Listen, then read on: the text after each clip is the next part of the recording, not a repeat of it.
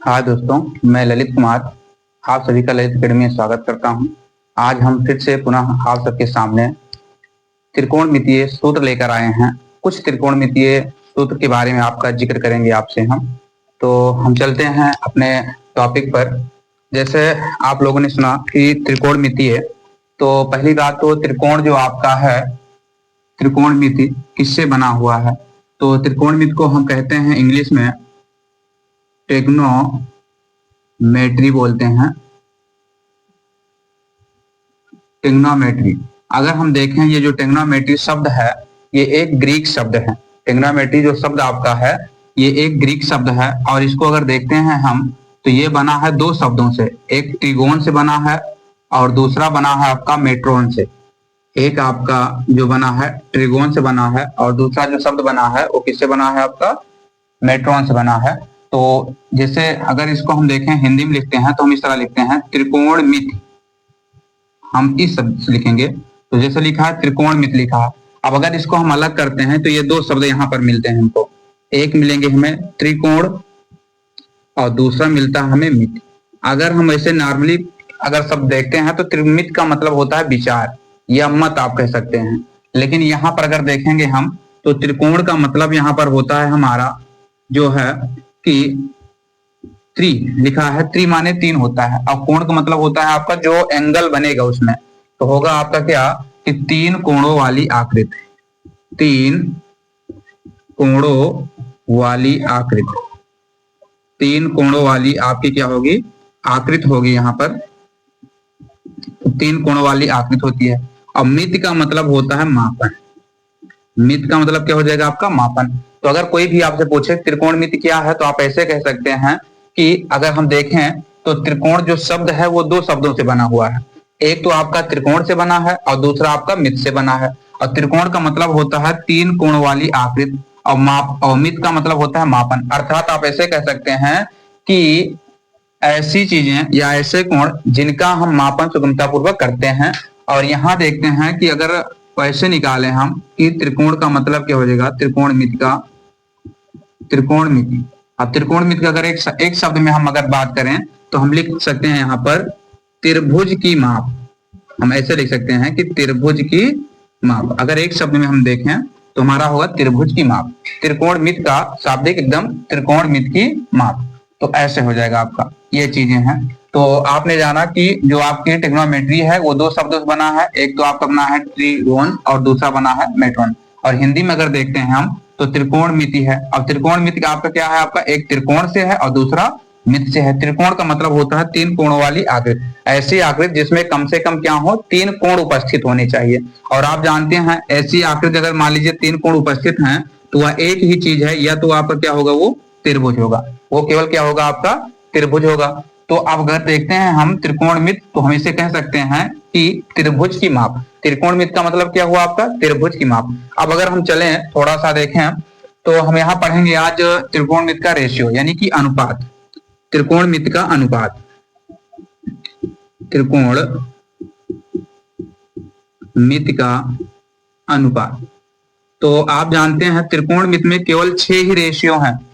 त्रिकोणमिति में टोटल जो रेशियो है हमारे वो 6 रेशियो हैं और 6 को हम बोलेंगे, एक को बोलते हैं साइन थीटा। अब यहाँ जो थीटा है ये एंगल को व्यक्त कर रहा है। थीटा के स्थान पर ए लिख सकते हैं, बी लिख सकते हैं, सी भी लिख सकते हैं आप इस तरीके से। तो एक है आपका साइन, दूसरा आपका होता है कॉस और तीसरा आपका होता है टेन। एक ये हो जाते हैं 3। और इसी से फिर आप देखते हैं तो आपको एक मिलेगा कॉसेक थीटा और दूसरा मिलता है आपको सेक थीटा और अगला मिलेगा आपको कॉट थीटा। यही 6 रेशियो हैं आपके। टोटल हमें जो रेशियो पढ़ना है टोटल इन्हीं 6 को ही पढ़ना है, ठीक है ना? तो आपका क्या हो जाएगा? साइन थीटा, कॉस थीटा और आपको मिलेगा tan theta, cosec theta, sec theta और कॉट थीटा।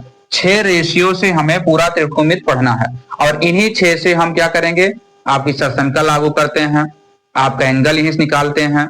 तो जो क्लियरिटी आपकी है 6 त्रिकोणमितीय अनुपात है, इन्हीं से हमें पढ़ना है। तो अगर आगे और देखें हम कि इन्हीं 600 किस प्रकार बनाया गया है, इन 6 रेशियो से हमें किस प्रकार से अनुपात निकालना आता है। तो अगर हम देखें कि जो त्रिभुज होती है, जो त्रिकोणमितीय अनुपात की जो परिभाषा अगर देखी जाए, त्रिकोणमिति अनुपात, त्रिकोणमिति अनुपात। तो त्रिकोणमिति अनुपात में क्या होता है कि किसी समकोण त्रिभुज में दो भुजाओं के अनुपात को हम क्या कहते हैं? त्रिकोणमितीय अनुपात कहते हैं। किन्हीं हम ऐसे लिख सकते हैं कि समकोण त्रिभुज में, समकोण त्रिभुज में किन्हीं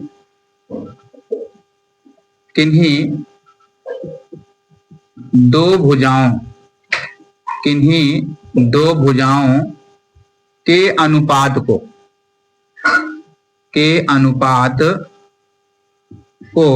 त्रिकोणमितीय अनुपात कहते हैं। त्रिकोणमिति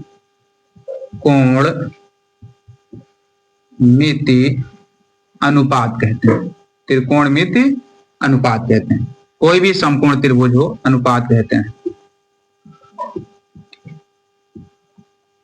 अब देखिए क्या कह रहे हैं कि किसी समकोण त्रिभुज में किन्हीं दो भुजाओं के अनुपात को त्रिकोणमितीय अनुपात कहते हैं। अगर हम देखें यहाँ समकोण त्रिभुज में जो आपका होगा, तो आपको पता है जो कोई भी त्रिभुज हो आपकी, ठीक है ना, कम से कम उसमें कितने भुजाएं होनी चाहिए?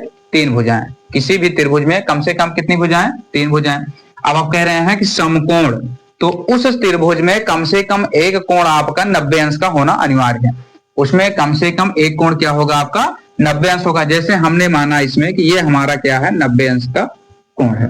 अब अगर ये 90 अंश का है तो इसमें जो शेष दोनों कोण है वो आपके न्यून कोण होंगे। कहने का मतलब है 90 से कम होंगे। तो अब यहाँ ये दोनों कोण क्या होंगे आपके? 90 से कम होंगे। जैसे हम मान लेते हैं कि हमारा ये A है, यहाँ B है और यहाँ पर आपका C है। हमने माना कि ये A है, B है और यहाँ पर आपका C है। अब इसमें जो त्रिभुज आपने बनाया है तो इसमें कितनी? 3 भुजाएं हैं। तो जो बड़े कोण के सामने, संपूर्ण में ध्यान देना है, जो बड़े कोण के सामने की जो भुजा होती है उस भुजा को हम लोग कर्ण का नाम देते हैं, ठीक है ना। और जिस पर ये लंब बनता है, जिस पर ये 90 अंश कोण बनता है, जिस भुजा पर, उसे हम लोग कहते हैं आधार, आधार कहते हैं। और जो कोण इस पर 90 अंश का कोण बनाती है, जो भुजा इस आधार पर 90 अंश का कोण बनाती है, उसको हम लोग कहते हैं लंब। उसे क्या कहते हैं हम? लंब। अब जैसे इसमें से जिस कोण के बारे में हम जिक्र करेंगे, जैसे मान लीजिए अगर हम कोण के बारे में जिक्र करते हैं A के, तो अब A के बारे में अगर जिक्र करते हैं, हमने माना कोण जो आपका A है उसे मान लिया हमने थीटा। अब यहाँ जो कोण A है, A के सामने जो आपका थीटा है, यहाँ कोण A है, A के सामने की जो भुजा होती है उसे हम बोलते हैं सम्मुख भुजा। कभी भी ध्यान देना है आपको, जब जिस कोण के बारे में जिक्र करेंगे उसी के सम्मुख की भुजा क्या होगी? आपकी लंब होती है। तो यहाँ जैसे थीटा है, यहाँ हम कोण A ले रहे हैं, तो A के सामने की जो भुजा होगी वो सम्मुख होगी। और जिस पर ये कोण बना हुआ होगा उसे हम कहते हैं आसन भुजा। मतलब जिस पर बनेगा, जिस पर आसन होगा, जिस पर स्थित होगा, उसे हम कहते हैं आसन भुजा। अब जैसे हमें निकालना है तो आप देखिए यहाँ 3 भुजाएं हैं, लंब, आधार और कर्ण। इसे अगर हम देखते हैं तो ये K से व्यक्त करते हैं, लंब को L से व्यक्त किया जाता है और आधार को A से व्यक्त करते हैं। कर्ण को हम किससे व्यक्त करेंगे? K से, लंब को L से, आधार को A से। अब जैसे अगर मान लीजिए हमें साइन थीटा का मान निकालना हो, साइन थीटा बराबर, अब इसमें कुछ वैल्यू दी गई हो तो हम कैसे निकालेंगे? तो साइन थीटा बराबर, अब जैसे जिस कोण के सामने की बात कर रहे हों, जैसे यहाँ पर है इसके सामने की बात, तो इसको हम बोलते हैं सम्मुख भुजा। क्या बोल देंगे? यहाँ पर हम सम्मुख भुजा बोलेंगे, ठीक है ना। क्या बोल देंगे? सम्मुख भुजा। बटे आपका जो सबसे बड़ी भुजा है, जो सबसे बड़ी भुजा है वो क्या है? आपकी कर्ण है, तो बोल देंगे कर्ण, ठीक है ना। अब यहाँ क्या बोल देंगे हम? सम्मुख भुजा बटे कर्ण। अब इसी सम्मुख भुजा को हम लोग नाम देते हैं लंब और इसे नाम देंगे हम क्या? कर्ण। इसे नाम देंगे लंब और इसे दे देंगे हम क्या? कर्ण। अब लंब को हम जो संकेत में अगर देखते हैं, जो लंब को संकेत में देखते हैं, तो लंब जो है उसे हम L से व्यक्त करते हैं और K को क्या व्यक्त करेंगे? कर्ण को K से व्यक्त करेंगे हम, ठीक है। अब इसके बाद आपका आता है कॉस थीटा। अब जैसे कॉस की बात आती है तो कॉस थीटा इक्वल जो हमारा होगा, कॉस थीटा वो होता है, अब जिस पर कोण बना होगा, कॉस में जिस पर कोण बना होगा। अब बताइए यहाँ पर आपने जो थीटा कोण यहाँ बनाया है इस वाले पर, A पर, वो किस पर बना है? भुजा आपका क्या है? AB पर बना है।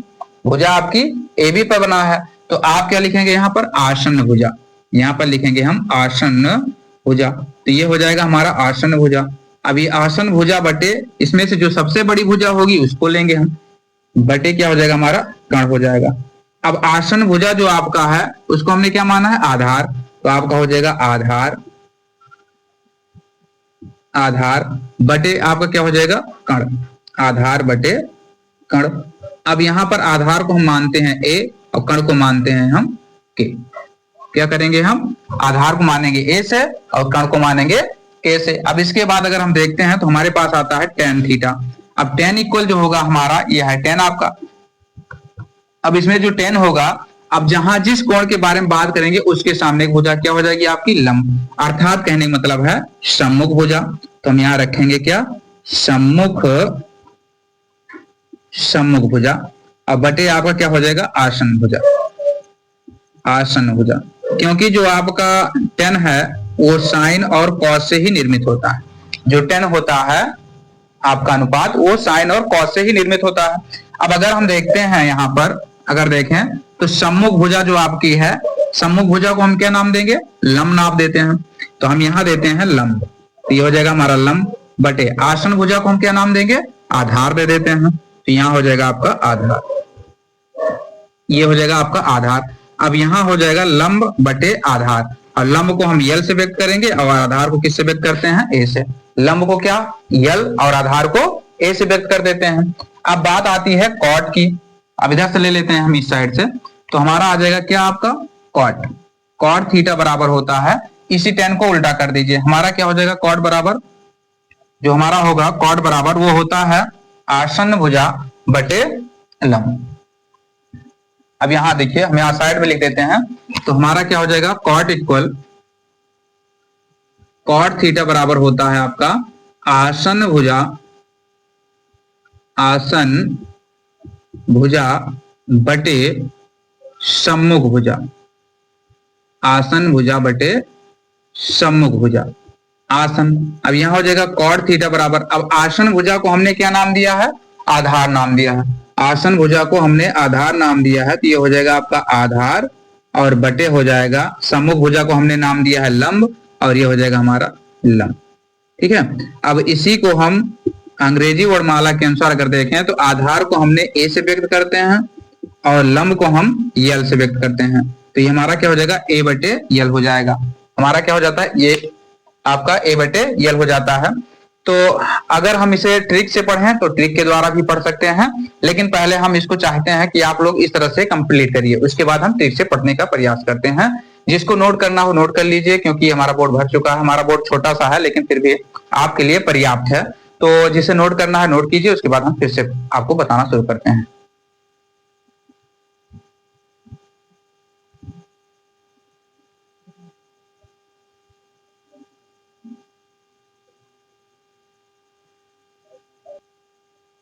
चलिए, आशा है कि आप लोग नोट कर लिए होंगे इसे। अब हम इसे साफ करते हैं। अगर हम देखेंगे थोड़ा सा, इसके बाद हम आपको इसकी ट्रिक भी बताएंगे, जो कि आप लोग हो सकता है किसी न किसी अध्यापक से आप अवगत होंगे। तो इसके बाद हम आपको ट्रिक भी बताएंगे, जो कि आपकी अच्छी ट्रिक है। अब देखिए, हमने कॉर्ड तक पढ़ा, कॉर्ड के बाद आता है हमारा सेक। कॉर्ड के बाद क्या आएगा, सेक थीटा। अब सेक थीटा जो हमने त्रिभुज बनाया था, इस तरीके से त्रिभुज बना हुआ था हमारा, त्रिभुज यहाँ था, और इसे हमने कहा था बी है, और ये आपका ए है, और यहाँ पर सी है। और हमने कहा था जिस कोण के बारे में हम जिक्र करेंगे उसके सामने की जो भुजा होगी वो आपकी सम्मुख भुजा होगी, और उसको नाम हम देते हैं लंब। ठीक है। और उसको हम अगर अंग्रेजी के हिसाब से देखें तो उसे यल से व्यक्त करते हैं, और जिस पर आपका कोण बना होगा उसे हम लोग आधार कहते हैं, अर्थात आप ऐसा भी कह सकते हो कि आसन्न भुजा बोलते हैं। और इसे हम किससे व्यक्त करते हैं, ए से। 90 अंश के सामने की जो भुजा होगी वो बड़ा कोण होता है, तो उसके सामने की जो भुजा होगी वो भी क्या होगी, आपकी बड़ी होगी। तो उसे हम नाम क्या देते हैं, कर्ण देते हैं, जिसको हम किससे व्यक्त करते हैं, कैसे। चलिए, अब आते हैं अपने पॉइंट पर। हमारा है सेक थीटा, और सेक थीटा बराबर जो होगा हमारा वो होगा कर्ण बटे, अब कर्ण बटे आपका क्या हो जाएगा, आधार। तो हमारा हो जाएगा आपका जो है कर्ण बटे आधार। अब आधार को हमने क्या कहा था, आसन्न भुजा है। यह हो जाएगा क्या हमारा, आसन्न भुजा, अर्थात जिस आसन्न भुजा का मतलब ऐसा समझिए जिस पर आपका कोण बनता है जिस भुजा पर, उसी को हम आसन भुजा कहते हैं। तो ये हो जाएगा आसन भुजा हमारा। अब अगर देखते हैं तो कण को तो हम कण ही रहने देंगे, ऐसे लिख देते हैं, और आसन भुजा को हमने क्या नाम दिया है, आधार नाम दिया है। इसे हम क्या दे देंगे, आधार दे देंगे। अब यहां देखते हैं कण को जो दे कहते हैं हम लोग उसे कहेंगे के, क्योंकि कण का क्या है आपका प्रतीक के है, और आधार का जो प्रतीक हमने बनाया है वो क्या है आपका ए है। तो के बटे ए हो जाएगा।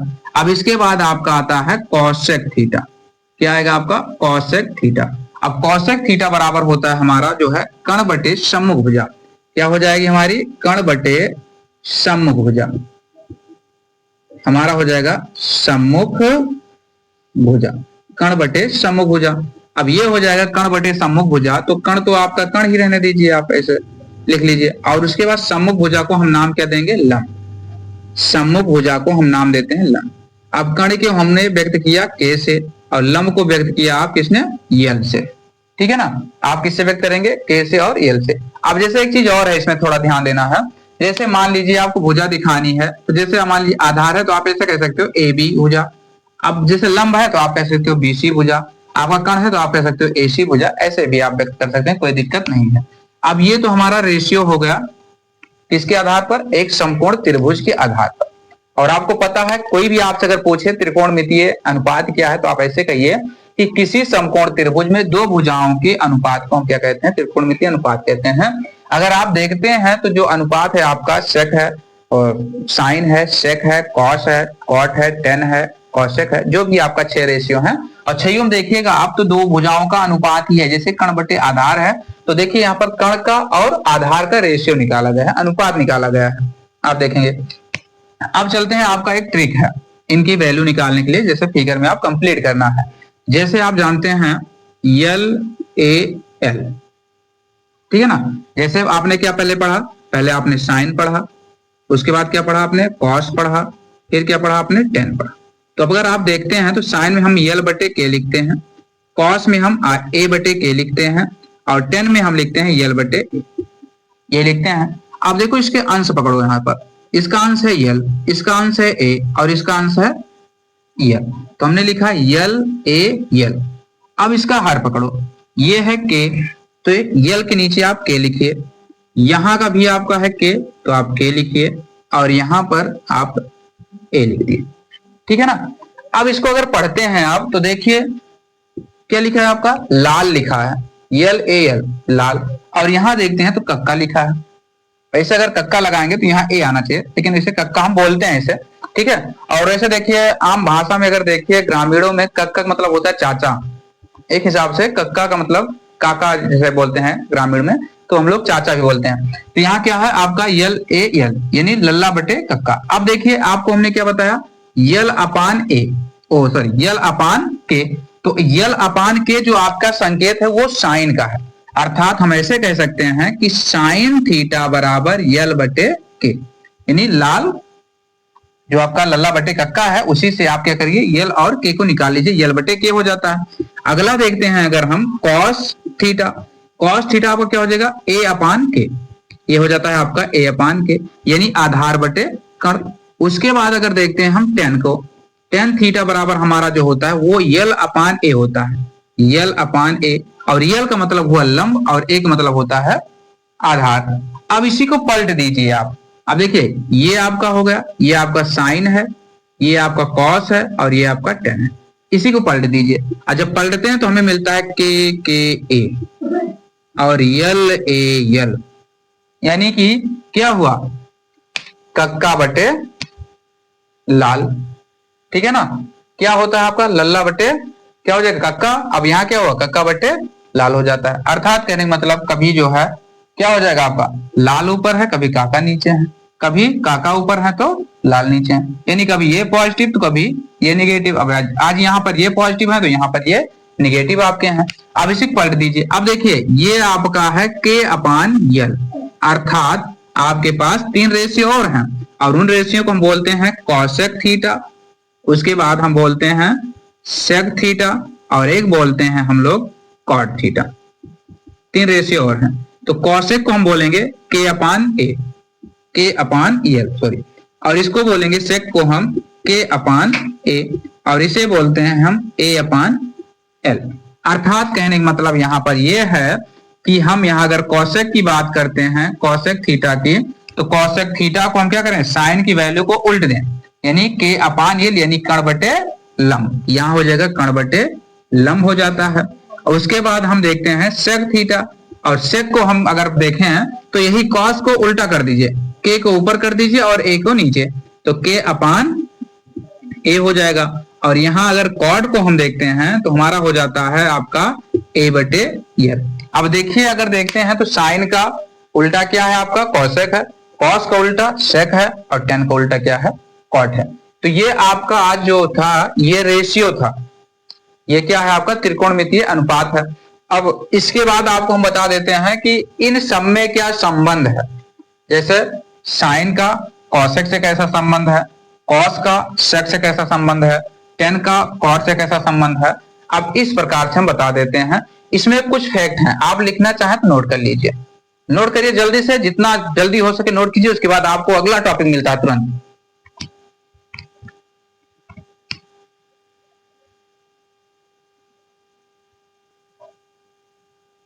चलिए आप लोगों ने नोट किया होगा, अब आगे बढ़ते हैं और थोड़ा सा ध्यान दीजिएगा। ये टॉपिक आपका जो ये ट्रिक है, आप इसे आप ट्रिक बोल सकते हैं, याद करने के लिए ट्रिक बोल सकते हैं, और ये ट्रिक आपके सारे जीवन में प्रयोग कर सकते हैं पूरा। जब तक आप मैथ पढ़ेंगे त्रिकोणमिति में तब तक ये ट्रिक लल्ला बटे का आप प्रयोग कर सकते हैं। चलिए अब आगे बढ़ते हैं, हम देखते हैं साइन और कोसेक में कैसा संबंध है। अब आपको हम बता दें साइन और कोसेक में कैसा संबंध है। तो साइन और कोसेक में अगर देखते हैं तो ये दोनों में क्या होंगे आपके, एक व्युत्क्रम संबंध देखा जाता है। जैसे आपका जो रेशियो होगा, जो अनुपात होगा त्रिकोणमितीय जो अनुपात है आपका, तो जैसे साइन है, साइन थीटा हमने लिखा, साइन थीटा और कोसेक थीटा में जो संबंध है वो 1/कोसेक का है। अर्थात आप ये कह सकते हैं कि ये दोनों एक दूसरे के व्युत्क्रम है। अगर साइन थीटा यहाँ पर अगर 30 अंश रख लीजिए तो यहाँ पर 30 रख लीजिए, तो यहाँ इसका मतलब ये हो अगर इसकी वैल्यू ज्यादा है तो इसकी वैल्यू क्या होगी, घटती है। तो वही चीजें हैं। तो साइन थीटा बराबर होता है 1/कोसेक, ये आपका एक रेशियो होगा। सेकंड में आप अगर देखते हैं तो सेकंड में आपका आता है कोसेक थीटा आता है आपका, तो सेकंड में आता है आपका कॉस थीटा आता है, और कॉस थीटा जो आपका है वो सेक थीटा से व्युत्क्रम है। जो यहाँ पर है आपका कॉस थीटा वो किससे है, सेक थीटा का व्युत्क्रम है। और थर्ड अगर देखते हैं हम तो थर्ड में हमारा आता है टेन थीटा, और टेन थीटा जो आपका है वो कॉट थीटा का व्युत्क्रम है, कॉट थीटा, ठीक है ना। टेन जो आपका है क्या है, 1/कॉट यानी कॉट का व्युत्क्रम है।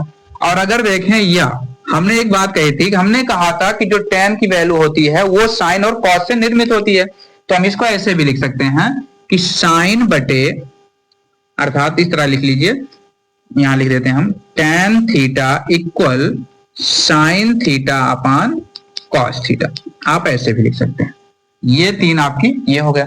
और चौथा अगर रेशियो देखते हैं हम, जैसे अब इसको ले लीजिए तो यहां पर क्या हो जाएगा, कॉसेक थीटा इक्वल 1/साइन थीटा, क्या हो जाएगा 1/साइन थीटा। पांचवा जो आपका होगा वो होगा सेक थीटा इक्वल 1/कॉस थीटा। और छठा जो होता है आपका वो होता है कॉट थीटा, और कॉट होता है जो है टेन का उल्टा। ये इन सब में संबंध है। इसको अगर लिखें हम तो इसे और लिख सकते हैं कि कॉट थीटा इक्वल आपका हो जाएगा cos theta upon sine theta. ये तो आपको रट्टा मारना है, लेकिन आपको इधर रटने वाली चीज नहीं है। अगर आप थोड़ा सा ध्यान दें तो यहीं पर आप इसे कवर कर सकते हैं। इसे तीन को ही आपको ध्यान देना है। जैसे कवर करने का मतलब ये हुआ, जैसे हमने कहा आपसे कि साइन थीटा बराबर क्या होगा 1/कोसेक थीटा होगा। अब हमें कोसेक की वैल्यू निकालनी है, तो आप क्या कीजिए, इसको इधर ले आइए और इसका हर एक मान करके आप इसे इधर ले आइए। कोसेक को जब इधर ले जाते हैं तो यहाँ हो जाता है कोसेक थीटा, और ये हो जाता है साइन, नीचे चला आता है, यहाँ पर हो जाता है साइन थीटा। तो यही है इन दोनों में क्या संबंध, ये संबंध इन दोनों का है। यही संबंध आपका कॉस और सेक में निकलता है। जैसे हम लिखते हैं यहाँ पर कॉस थीटा बराबर 1/सेक थीटा। अब यहाँ रटने वाली जरूरत नहीं है, केवल बस थोड़ा सा माइंड लगाइए, दिमाग लगाइए, बस थोड़ा सा, ज्यादा नहीं, हल्का सा दिमाग लगाइए और आप जो है सूझबूझ के साथ आप इसे सॉल्व कीजिए। जैसे यहाँ हम इसको लाते हैं, सेक को इधर ले आते हैं, तो यहाँ पर क्या होगा, सेक और कॉस एक दूसरे के गुणनफल हो जाएंगे। अर्थात कहने का मतलब ये है कॉस और सेक का गुणनफल क्या होगा, एक के बराबर होगा। इसी प्रकार से साइन और कॉसेक का गुणनफल एक के बराबर होता है। तो हम क्या करते हैं, कॉस को नीचे ले आते हैं यहाँ पर, यानी यहाँ गुणा में रहता है, इधर आता है तो आपका क्या हो जाता है, भाग में हो जाता है। और इसी प्रकार से आपका टेन और कॉड का संबंध होता है। टेन इक्वल 1 क्या होता है आपका, कॉड थीटा होता है। और इन दोनों को अगर देखते हैं तो यहाँ इधर इसको ले आएंगे कॉड को, ये हो जाएगा कॉड और यहाँ हो जाता है ये टेन थीटा।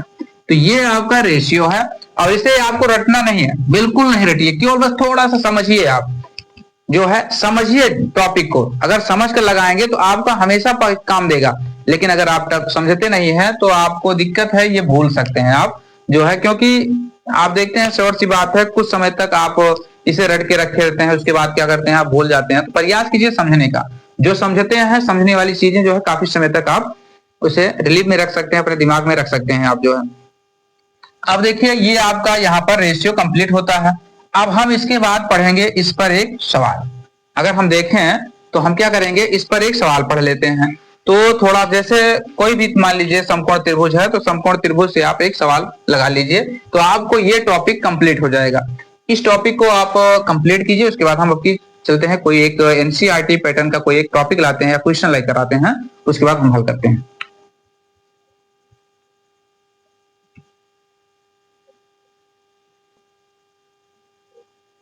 चलिए नोट कीजिए जल्दी से आप लोग।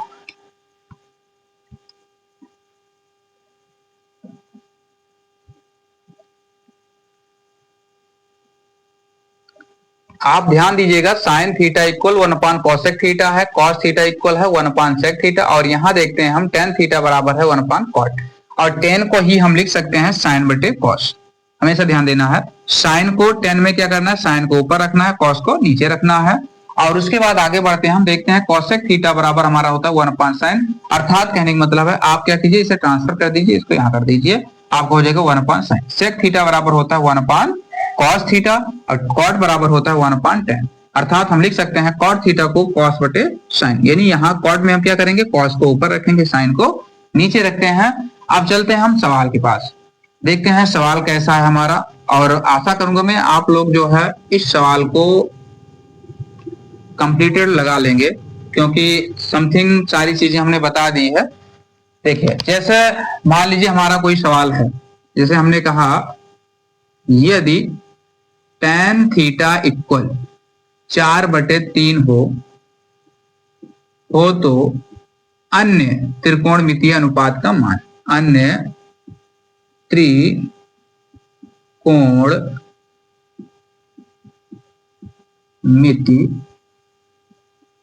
अनुपात का मान ज्ञात कीजिए। अब देखिए थोड़ा सा ध्यान देना है आपको, क्या बोल रहे हैं, अन्य। अन्य का मतलब क्या हुआ, देखिए यहाँ 10 दिया गया है। अब तुमको पता है कि अनुपात कितने हैं, टोटल 6 हैं। और कौन कौन से हैं, साइन, कॉस, कॉट, टेन, सेक और क्या है, कॉसेक है, जिसमें से हमें 10 की वैल्यू दी गई है। बचे कितने, 5। पांचों का मान निकालना है। अब अगर हम देखें सॉल्यूशन, अगर इसका देखते हैं, हल में चलते हैं। अगर हम देखते हैं टेन थीटा, तो टेन थीटा बराबर हमने आपसे क्या बताया, आपको हमने कहा सम्मुख बटे आसन भुजा। और सम्मुख भुजा को हम क्या नाम देते हैं, सम्मुख भुजा को क्या नाम देंगे, सम्मुख भुजा को हम कहते हैं लंब है हमारा। और आसन भुजा को क्या नाम दोगे आप लोग, आसन भुजा को दोगे क्या, आधार। तो हमारा क्या होता है, आप अगर इस तरह नहीं दिया आता है याद तो याद कीजिए, यल ए यल, लाल बटे कक्का। आप लाल हैं और कक्का को नीचे रखिए। अब देखिए ये वाला आगे वाला क्या है, साइन, ये वाला कॉस, और ये वाला क्या है आपका टेन। तो यानी क्या हुआ आपका यल अपान ए। यल का मतलब लंब, ए का मतलब आधार। तो यहां क्या लिखेंगे हम, लंब बटे आधार। क्या लिखेंगे हम यहाँ, लंब बटे आधार। अब यहां देखते हैं लंब का जो मान है वो 4 है, आधार का मान क्या है 3। तो टेन थीटा बराबर क्या है, 4/3। अर्थात लंब का मान 4 है और आधार का मान 3 है। लेकिन समस्या यहाँ पर आती यह है कि इन्हीं दोनों भुजाओं से हम पूरा त्रिकोणमितीय रेशियो नहीं निकाल सकते। तो आप देखिए क्यों नहीं निकाल सकते, क्योंकि अगर हम साइन की बात करें तो साइन बराबर होता है क्या आपका, लंब बटे कर्ण, यानी कि यल बटे के। तो हमें यल बटे के, तो के का वैल्यू चाहिए हमें। अब हमने एक छोटी सी गलती की, आपको पाइथागोरस प्रमेय नहीं पढ़ाया।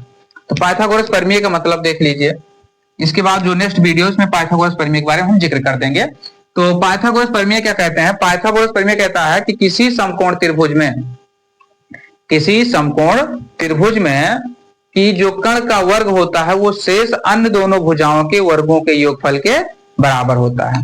अर्थात आप यहां लिखेंगे पाइथागोरस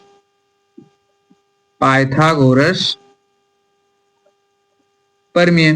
अब अगर हम देखें तो किसी भी समकोण त्रिभुज में, ये आप मान लीजिए कोई भी आपका है, ठीक है ना। तो आप जैसे इसे बी ले लीजिए, ये आपका ए है और ये आपका सी है, तो ये आपका 90 डिग्री है। तो किसी समकोण त्रिभुज में देखेंगे जो 90 डिग्री के सामने है, वो जो आपकी भुजा है वो कर्ण होगी और सबसे बड़ी भुजा होगी, ठीक है ना। और जिस पर कोण की बात किया जाए, जैसे मान लीजिए यहाँ हम कोण की बात कर रहे हैं, तो इसको हम क्या बोल देंगे? आधार बोल देंगे। और जिस पर आपका बनता है 90 डिग्री और जो भुजा बनाती है उसको हम क्या बोलते हैं? लंब बोल देते हैं। ये आपका हो जाएगा। तो पाइथागोरस प्रमेय में क्या होगा आपका? कर्ण का वर्ग यानी सबसे बड़ी भुजा का वर्ग, यानी कि के स्क्वायर इक्वल आपका क्या होगा? अन्य दोनों भुजाएं लंब बच रही हैं और आधार, तो लंब का स्क्वायर प्लस आधार का स्क्वायर। तो अब इसमें हमें कर्ण का मान तो दिया नहीं है। अब ये क्या है आपका? ये यल है और ये वाला ए है। तो यल का मान हमारे पास 4 है और ए का मान कितना है? 3 है। तो आपका हो जाएगा के स्क्वायर बराबर, अब यल का मान जो आपका आएगा वो 4 है, तो 4 का स्क्वायर हो जाएगा प्लस यहाँ 3 का स्क्वायर हो जाएगा। तो हमारा हो जाएगा के स्क्वायर बराबर 4 चौक 16 हो जाता है, 3 त्रिक का 9। और दोनों को अगर हम जोड़ते हैं तो हमारे पास आता है 25, और इधर से जब स्क्वायर हटाएंगे तो इधर लग जाएगा रूट, ये हो जाएगा हमारा 25। अर्थात यहाँ होगा के बराबर कितना? Plus minus 5। लेकिन हम लेंगे कौन सी वैल्यू? पॉजिटिव, क्योंकि कभी भी कोई भुजा नेगेटिव नहीं होती है। अर्थात इसका मतलब ये हुआ कि हमारे पास जो आपका है, जो यहाँ पर कर्ण का मान है वो क्या है? 5 है। तो अगर हम यहाँ देखते हैं, अब जैसे हमें क्या है कि यहाँ पर ये वाली भुजा हमारी कितनी थी? 4 थी, और ये वाली जो भुजा थी ए बराबर वो 3 थी, और यहाँ यल बराबर, और कर्ण का मान जो आ गया हमारे पास वो आया कितना? 5 आ गया। कर्ण का मान क्या हो गया हमारा? 5 हो गया। अब कर्ण का मान 5 हो गया, हमारे पास बच रहे हैं शेष 5 रेशियो, उन्हीं को निकालना है हमको। जैसे सबसे पहले हम चलते हैं साइन पर, तो हमें निकालना है साइन थीटा। अब साइन थीटा बराबर अभी हमने बताया था आपसे यल ए यल बटे के ए, तो ये हमारा लंब बटे कर्ण। तो आपका क्या होगा? लंब बटे कर्ण होगा, ये हो जाएगा लंब बटे कर्ण। तो जो लंब का मान है हमारा, यहाँ पर देखते हैं हम, लंब का मान है हमारा 4 और कर्ण का मान है हमारा 5, तो ये हो जाएगा 4 बटे 5। आपका ये वैल्यू ये हो जाएगी। अब कॉस निकालना है आपको, तो कॉस इक्वल आपका हो जाएगा आधार बटे कर्ण। क्या हो जाएगा? आधार बटे कर्ण। अब आधार का जो मान है हमारा वो कितना है? 3 है, तो हम यहाँ आधार के स्थान पर 3 रख देंगे, और कर्ण का मान हमारे पास कितना है? 5 है। तो ये हमारा कितना हो जाएगा? 3 बटे 5। अब बात आती है 10, तो 10 ऑलरेडी हमें दिए हैं, तो 10 का कोई मतलब नहीं है, तो हम किसको निकालेंगे? अब निकालेंगे हम कॉट को। तो हमारा हो जाएगा कॉट थीटा बराबर होता है क्या आपका? आधार बटे, कॉट बराबर क्या हो जाएगा आपका? आधार बटे आपका लंब होगा। अगर यहाँ नहीं ध्यान दे पाते हैं, याद नहीं आता है, तो यहाँ देखिए यल बटे ए, ये 10 का हुआ, इसी को उल्ट दीजिए तो क्या हो जाएगा? ए बटे यल। तो आपको क्या हो जाएगा? यल बटे ए बटे यल हो जाएगा। अब ए बटे जब यल आपका हो जाएगा, तो आधार का मतलब, एक मतलब क्या हुआ? आधार, और आधार का मान आपका 3 दिया गया है, और ए यल का मान जो दिया गया है वो कितना है आपका? 4 है, यहाँ 4 रख लीजिए। अब हमारे पास बचा 2 रेशियो, और कौन कौन सा आपका है? एक है आपका सेक थीटा, और सेक बराबर आपका होता है क्या? आपका हो जाएगा, अब देखिए ये वाला जो है सेक है, तो सेक नीचे क्या लिखा है? के लिखा है, तो इसका मतलब ये है कर्ण आपका, तो ये लिखेंगे कर्ण, और एक मतलब होता है आधार। एक मतलब क्या हो जाएगा आपका? आधार हो जाएगा। अर्थात हम लिख सकते हैं कि सेक थीटा बराबर कर्ण का मान है 5 हमारे पास, और आधार का मान है आपका कितना? आधार का मान है 3। तो आधार का मान हमारे पास 3 है, तो ये हो जाएगा हमारा 5 बटे 3। अब एक बच रहा है आपका कॉसेक थीटा, तो कॉसेक थीटा बराबर होता है आपका, आप क्या हो जाएगा? कर्ण बटे कण बटे आपका क्या हो जाता है, लंब। ये हो जाएगा कण बटे लंब। जैसे यहाँ है ना के, इसी को उल्टना है, आपको पलट देना है, ठीक है, व्युत्क्रम। तो के बटे क्या हो जाएगा, यल। तो आपका यहाँ हो जाएगा, और कण का मान जो वैल्यू दी गई है कण की, वो वैल्यू दी गई कितनी, 5 दी गई है, तो हम यहाँ रखते हैं 5। और जो आपका लंब है, लंब का मान है 4। तो आपको इसी प्रकार से सवाल हल करना है, ठीक है ना। जैसे हमने क्या किया है, यहाँ पर आपका लंब बटे कण इस तरह रख दिया है। अगर आप चाहें तो त्रिभुज बना करके उस भुजा का ए बी अपान या इस तरीके से, जैसे लंब इसमें क्या है आपका बीसी है, तो आप लिख सकते हैं बीसी बटे एसी, यानी इस तरह भी लिख सकते हैं, ठीक है ना। आप इस तरीके से आप एक कवर कर सकते हैं। अब आपको एक होमवर्क देते हैं हम, कि आप जैसे किस प्रकार से, जैसे हम लिखते हैं यहाँ पर कि साइन थीटा इक्वल 12 बटे 13, ठीक है ना। आपके लिए होमवर्क है साइन थीटा बराबर 12 बटे 13। तो आपको जो वैल्यू ज्ञात करनी है यहाँ पर ज्ञात करनी है टेन थीटा की वैल्यू। आपको निकालना क्या है, टेन थीटा की वैल्यू निकालनी है, आपको ज्ञात करना, ठीक है ना। आप लोग कमेंट बॉक्स में जो है टेन थीटा की वैल्यू ज्ञात करके आप बताइएगा। और अब आपको हम मिलेंगे अगले वीडियो में। तो अगर आपको वीडियो अच्छा लगा हो तो हमारे चैनल को सब्सक्राइब कीजिए, ज्यादा से ज्यादा शेयर करने का प्रयास कीजिए आप लोग।